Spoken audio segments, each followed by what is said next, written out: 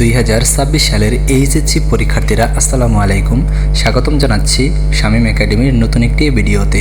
তোমরা যারা 2026 সালের এসএসসি পরীক্ষার্থীরা রয়েছ, তাদের পরীক্ষার কেন্দ্রে কোন ভুলগুলো করা যাবে না এবং কোন ভুলগুলো করলে তোমাদের রেজাল্ট আসতে সমস্যা হবে বা তোমাদের রেজাল্ট ফেল চলে আসতে পারে, সেই বিষয়গুলো তোমাদের জানা খুবই জরুরি। তো আজকের এই ভিডিওতে এই বিষয়গুলো তোমাদের মাঝে উপস্থাপন করব। তো তোমরা যারা ভিডিওটি দেখতেছো অবশ্যই প্রথম থেকে শেষ পর্যন্ত দেখার চেষ্টা করবা, এবং তোমরা যারা ফেসবুক থেকে ভিডিওটি দেখতেছো অবশ্যই তোমরা ফলো দিয়ে দিবা, এবং যারা ইউটিউব থেকে দেখতেছো অবশ্যই চ্যানেলটি সাবস্ক্রাইব করে রাখবা। কারণ তোমাদের এইচএসসি পরীক্ষা সম্পর্কিত সকল ধরনের তথ্য, সামনে তোমাদের রেজাল্ট এবং রেজাল্টের পর ইউনিভার্সিটি অ্যাডমিশনের A to Z তথ্যগুলো কিন্তু তোমরা আমাদের এই চ্যানেল বা আমাদের ফেসবুক পেজ থেকেই তোমরা পেয়ে যাবা। কাজে অবশ্যই তোমরা সাবস্ক্রাইব করে রাখো এবং তোমাদের বন্ধুদের মাঝে ভিডিওটি শেয়ার করে দাও, যাতে তারাও এই বিষয়গুলো জানতে পারে এবং তারাও উপকৃত হতে পারে। সো আসো আমরা মূল বিষয়ে চলে আসি।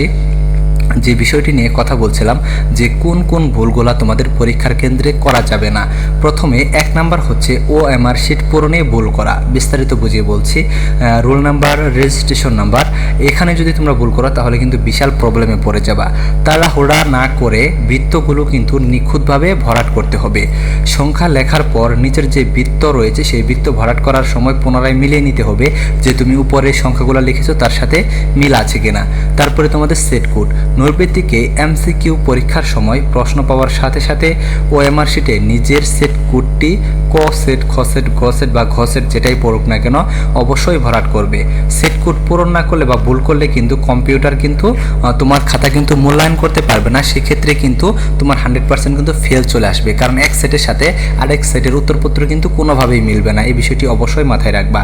তারপর হচ্ছে যে তোমাদের যে স্বাক্ষরের তালিকাটা, পরিদর্শক যখন তোমাদের হাজিরা খাতাটা নিয়ে আসবেন তখন অবশ্যই কিন্তু স্বাক্ষর করতে হবে। তো তোমরা এসএসসি পরীক্ষা দিয়েছো, তোমরা জানো যে প্রত্যেক দিনই তোমাদের স্বাক্ষর করতে হয়, সেখানে তোমরা অবশ্যই স্বাক্ষর করবে। এখানে কিন্তু কোনোভাবে ভুল করা যাবে না, তাহলে কিন্তু তোমার পরীক্ষা বাতিল হয়ে যাবে। তারপরে দেখো আরেকটা গুরুত্বপূর্ণ বিষয় হচ্ছে তোমাদের সময়ের সঠিক বন্টন করা। এটা কিন্তু তোমরা অনেকেই করো না, এর কারণে দেখা যায় যে তোমরা সব কয়টি অর্থাৎ 100% অ্যান্সার করতে পারো না, তার আগেই সময় শেষ হয়ে যায়। তোমাকে বিষয়টি বুঝিয়ে বলছি কিভাবে তুমি সময়টা মেনটেন করবা। দেখো অনেক শিক্ষার্থী প্রথম দিকে কিন্তু দুই একটা প্রশ্নের উত্তর কিন্তু অনেক বড় করে লিখে থাকে এবং শেষের দিকে কিন্তু সময় পায় না। তো এখানে তোমার যে কৌশল অবলম্বন করতে হবে সেটি হচ্ছে যে পরীক্ষা শুরুর আগেই মনে মনে হিসাব করে নিতে হবে যে সৃজনশীল বা সিকিউ এর জন্য কত মিনিট সময় পাচ্ছ, এটা তোমাকে বুঝে নিতে হবে। তো প্রতিটা সৃজনশীলের জন্য তোমাকে 21 থেকে 22 মিনিটের বেশি কিন্তু তুমি সময় দিতে পারবা না। এর বেশি সময় দিলে পরে কিন্তু তুমি ঘাটতিতে পড়ে যাবে। 21-22 মিনিট একদম ঘড়ি দেখে কিন্তু তোমাকে লিখতে হবে। তো কোনো প্রশ্নের উত্তর যদি বড় করতে লিখতে গিয়ে অন্য প্রশ্ন কিন্তু ছেড়ে আসা যাবে না, তাহলে কিন্তু নাম্বার পাবা না। মনে রাখতে হবে একটা প্রশ্ন খুব ভালো লিখে 10-এ 9 পাওয়ার চেয়ে সব কয়টি প্রশ্ন লিখে গড়ে 7 পাওয়া কিন্তু অনেক বেশি লাভজনক। এটা তো তুমি অবশ্যই বুঝতে পারছো। কাজেই এই ভুলটা তোমরা কখনোই করবে না যে একটা প্রশ্ন বড় করে লিখতে গিয়ে আরেকটা প্রশ্ন তুমি ছোট করে লিখবা, এটা করবা না। বা আরেকটা প্রশ্ন তুমি লেখা বাদ দিলা, এটা করবা না। তুমি মোটামুটি করে লিখে আসো যাতে প্রত্যেকটা প্রশ্ন তুমি একটা নাম্বার পাও, ঠিক আছে?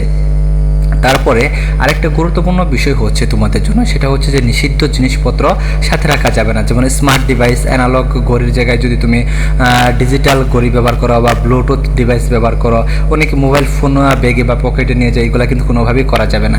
এবং ক্যালকুলেটরের ক্ষেত্রে কিন্তু নির্দেশনা দেওয়া হয়েছে যে তোমাকে অবশ্যই নর্মাল ক্যালকুলেটরগুলো, নন প্রোগ্রামেবল যে ক্যালকুলেটরগুলো রয়েছে সায়েন্টিফিক, এগুলো ব্যবহার করতে হবে। কোনোভাবেই কিন্তু তুমি প্রোগ্রামেবল ক্যালকুলেটরগুলো কিন্তু ব্যবহার করতে পারবা না। এগুলো কিন্তু পুরোপুরি নিষিদ্ধ, তোমার পরীক্ষাটা বাতিল হয়ে যেতে পারে।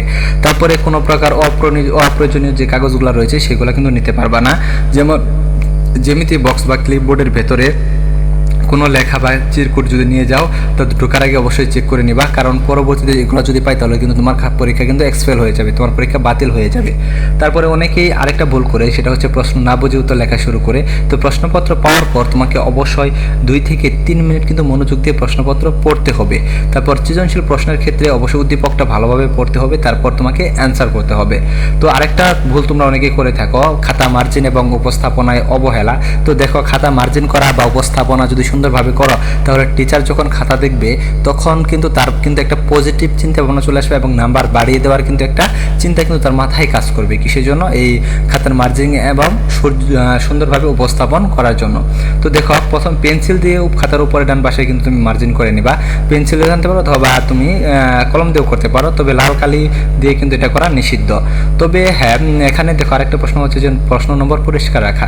যেমন 1 নং প্রশ্নের উত্তর ক, 1 নং প্রশ্নের উত্তর খ, এইভাবে তুমি একটু বড় করে লিখবা যাতে এটা পরিষ্কারভাবে বোঝা যায়। তারপরে কোনো কিছু যদি তোমার ভুল হয়, ধরো কোনো অক্ষর কোনো লাইন যদি ভুল হয়, সেটা একটানে কেটে দিবা। তুমি কাটাকাটি করে একবারে হিবিজিবি করে কাটবা বা বেশি করে কাটবা, এটা করার কোনো প্রয়োজন নেই, তাহলে কিন্তু তোমার নাম্বার কিন্তু এখানে কম দেওয়ার সম্ভাবনা থাকে। তো এমসিকিউতে একটি গুরুত্বপূর্ণ কথা বলে নিই, এমসিকিউতে কিন্তু অতিরিক্ত সময় নষ্ট করা যাবে না। এমসিকিউতে পরীক্ষার সময় 30টি প্রশ্নের জন্য 30 মিনিট কিন্তু সময় থাকে। সেই ক্ষেত্রে তোমাকে অবশ্যই কিন্তু 1 মিনিটের বেশি কিন্তু কোনো এমসিকিউতে সময় দেওয়া যাবে না। তো প্রথমে তুমি কি করবা, যেগুলো জ্ঞানমূলক প্রশ্নগুলো রয়েছে, যেগুলো দেখা যায় যে 10-15 সেকেন্ডে তুমি কালেক্ট করতে পারো, সেইগুলো তুমি কালেক্ট করে নিবা। তারপরে দেখবা যে তোমার 15টা এমসিকিউ তোমার 5 মিনিটে শেষ হয়ে গেছে, তাহলে কিন্তু তুমি একটা সময় পাচ্ছ। 10 মিনিট সময় কিন্তু তুমি পরবর্তী যেগুলো কঠিন যেগুলো রয়েছে, অনুধাবনমূলক রয়েছে বা প্রয়োগমূলক রয়েছে, সেগুলো করার ক্ষেত্রে তুমি 2 মিনিট করেও সময় দিতে পারো। এটা কিন্তু একটা পজিটিভ দিক। কাজে চিন্তা ভাবনা করে কাজ করবা। তারপরে পাশের জনের সাথে কথা বলা বা ইশারা করা, এগুলো থেকে অবশ্যই দূরে থাকবা, কারণ এক্ষেত্রে দেখা যাবে ম্যাজিস্ট্রেট যদি প্রবেশ করে তাহলে কিন্তু তোমার পরীক্ষাটা কিন্তু বাতিল হয়ে যেতে পারে। তো এই বিষয়গুলো তোমাকে অবশ্যই পরীক্ষার কেন্দ্রে কিন্তু তোমাকে মেনে চলতে হবে, তাহলে কিন্তু আর কোনো সমস্যা হবে না আশা করছি। তো তোমাদের আরও পরবর্তীতে নতুন ভিডিওতে কিন্তু অনেক গুরুত্বপূর্ণ টিপস থাকবে, গুরুত্বপূর্ণ তথ্য থাকবে, তোমাদের এসএসসি এইচএসসি পরীক্ষার সাজেশনগুলো থাকবে। কাজে অবশ্যই তোমরা আমাদের ফেসবুক পেজটি ফলো করে এবং আমাদের ইউটিউব চ্যানেলটি সাবস্ক্রাইব করে আমাদের পরিবারের সাথে যুক্ত হয়ে যাও। ধন্যবাদ সকলকে পুরো ভিডিওটি দেখার জন্য।